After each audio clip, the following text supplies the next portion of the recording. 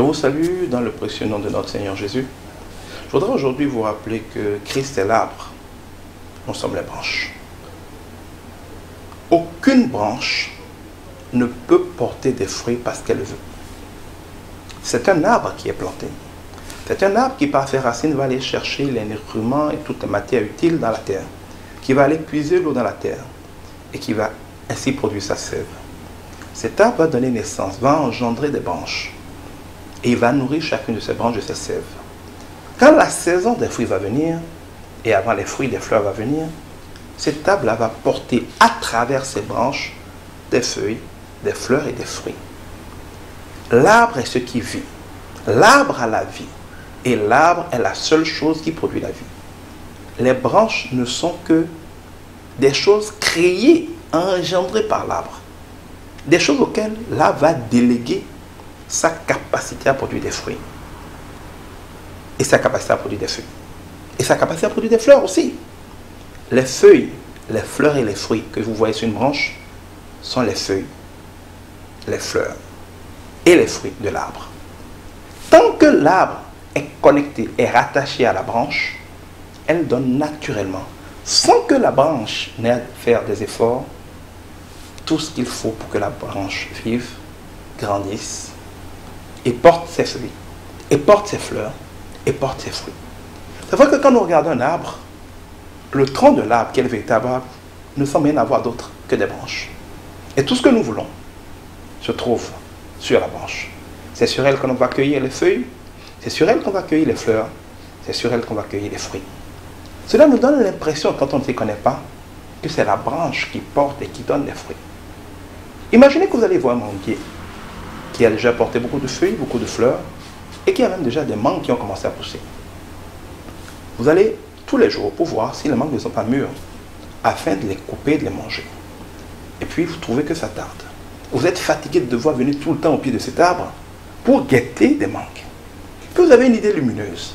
Pourquoi se fatiguer à venir tous les jours au pied de cet arbre alors qu'il a plein de branches qui portent des fruits? Et quelque chose vous dit, mais une petite voix vous dit, mais c'est pas compliqué. Coupe une des branches sur laquelle tu vois beaucoup de mangues, amène-les dans ta maison. Les mangues vont continuer de pousser dans ta maison et tu pourras bien, quand elles seront prêtes, les cueillir pour les manger. Tu te prends un coupe-coupe, tu coupes cette branche, la plus grande, celle qui a le plus de fruits, peut-être une trentaine de mangues, et tu l'amènes dans ta maison.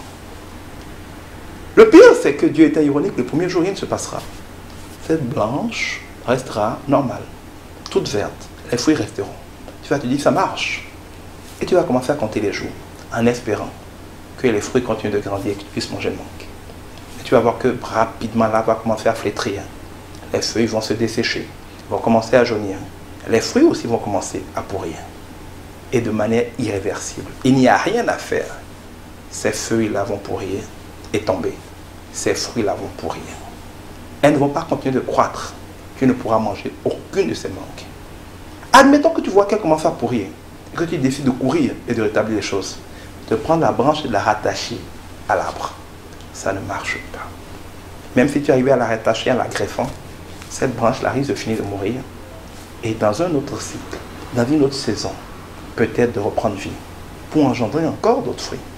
Et si tu n'attends pas que les fruits soient mûrs, pour les cueillir pendant que la branche est sur l'arbre, ça pourrira à nouveau. Qu'est-ce que j'essaie de te dire? Ce que Jésus nous a dit. Chacun de nous est une branche. Dieu est l'arbre. L'arbre a la vie. Dieu seul a la vie. L'arbre produit tout ce qu'il faut. Dieu seul produit tout ce qu'il faut. La parole de Dieu me dira que tout don parfait descend du Père des Lumières, chez qui il n'y a aucun nombre de variations. Emploi, travail, argent, gloire, prospérité, santé, voiture, maison, richesse, tout ce que tu veux, c'est les fruits. Ces fruits-là, tu ne peux pas les produire. Je ne peux pas les produire. Personne ne peut les produire. Dieu seul les produit. Quand quelqu'un est rattaché à Dieu, comme une branche, naturellement, sans effort, Dieu va faire circuler dans sa vie les sèves, l'onction qu'il faut pour que poussent dans sa vie les fruits que je viens de citer. Tu es une branche, reste rattaché à l'arbre. Dès que tu t'es coupé de l'arbre, ta mort est certaine. Quand vous vous éloignez de Dieu, vous existez, vous ne vivez plus. Et la mort en vous n'est qu'une question de temps. Vous allez voir qu'au début, tout va bien dans votre vie. Quand vous élevez Dieu, les choses commencent à se compliquer. Des problèmes, des situations, des imprévus, des accidents. Si vous ne revenez pas rapidement à Dieu, cela va s'empirer. Tout va se gâter.